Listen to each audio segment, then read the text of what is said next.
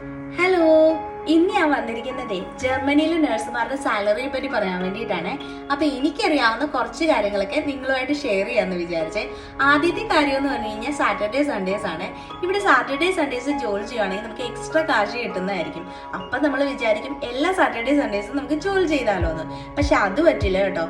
നമ്മൾ ഈ Saturday Sunday ജോലി ചെയ്യുവാണെങ്കിൽ അടുത്ത സാറ്റർഡേ സൺഡേ നമുക്ക് ഓഫ് ആയിരിക്കും.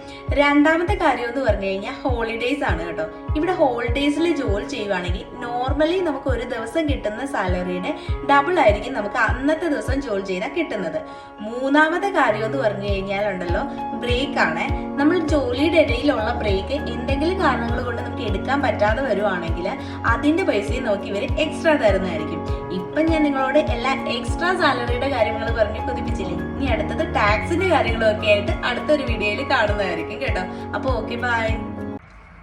ഹലോ.